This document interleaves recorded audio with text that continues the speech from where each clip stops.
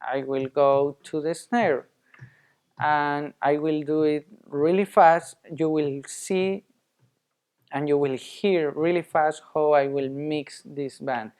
But before that, I will mention you that the signals are already named here with colors.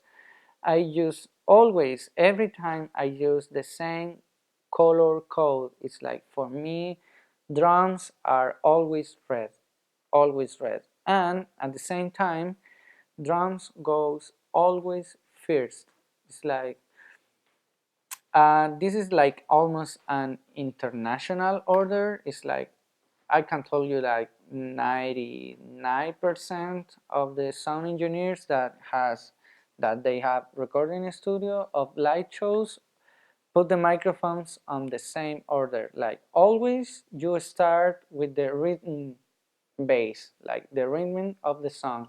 In this case we have just a drum, but in some cases you have congas, you have uh, shakes, another kind of percussion. So all of that is the rhythm section of the song.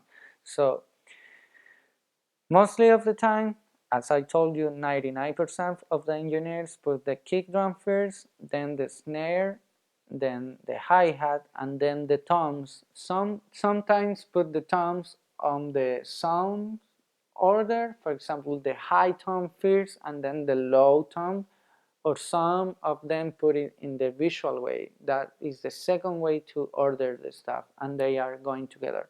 So for example, if you have two guitar players in the stage, and one is in the left side and other one is in the right side, the guitar player one will always be the one on the left side of the stage. You always order the channels from left to right and from high to bottom. So that is the order, so you can understand.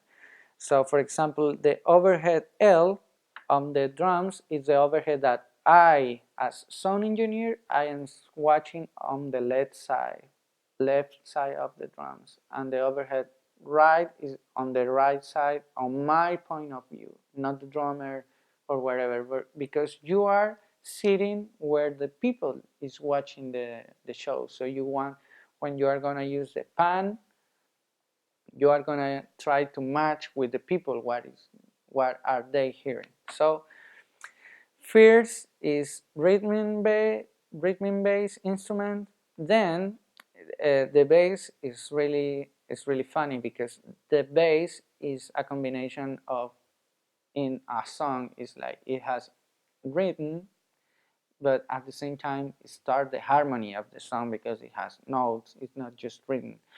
So mostly of the people put the bass separating the rhythm, just the rhythm instruments and the harmonic instruments. So here's the drum, then the bass, then are the keys. I always use the keys. How do you call this color? Pink, purple. I don't know.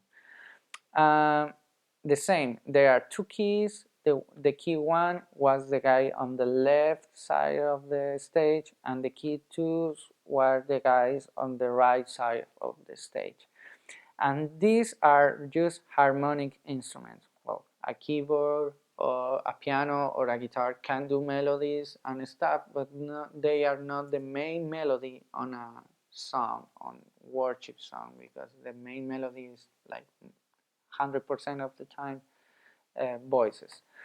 So after the bass is the harmonic composition of the sound, and in this case is keyboards, two electric guitars, and in the second layer I have an acoustic guitar. That is the harmonic bass of the song, and then you have the melodies that can be vocals or maybe a violin or a flute.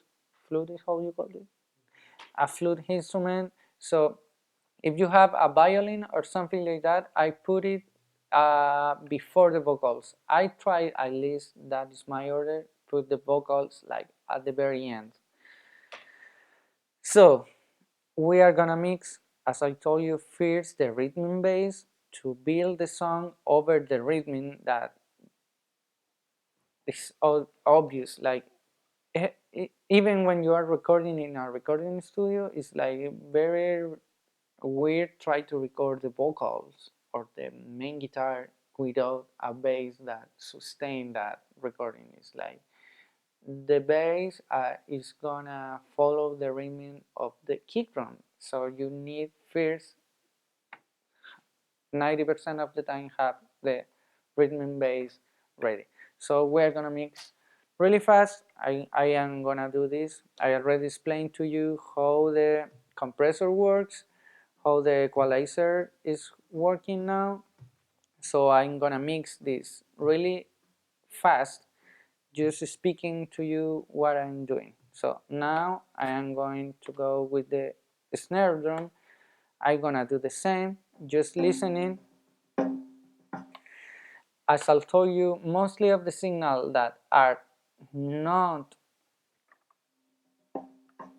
bass or kick drum or cajon or whatever means be the instrument that has to reproduce low frequency, I just cut the low end.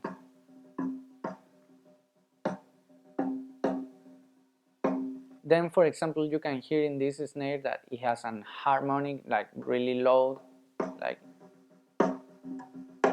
it's not doing something really good for this snare, so I will try to find it.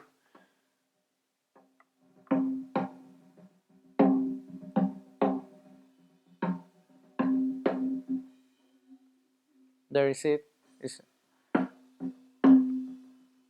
It keeps sounding even when the drummer is stopped. It's really annoying. So when you find the frequency that you want to cut, you just cut it.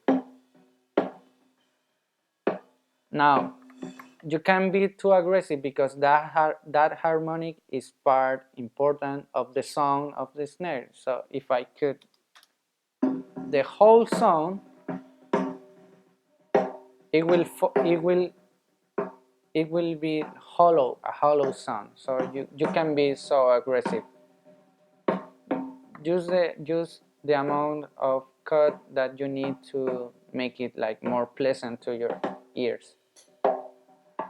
Then you go and try to find another frequency that you don't like.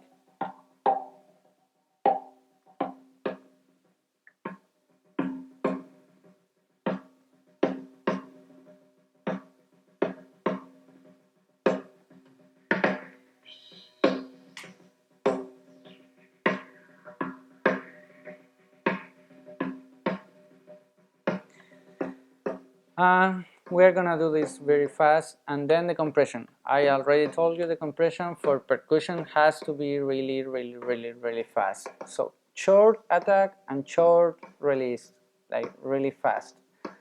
And the ratio are mostly of the time use 4:1 ratio. So this is how the snare sound without compression, without equalizer, and now with compression and with equalizer.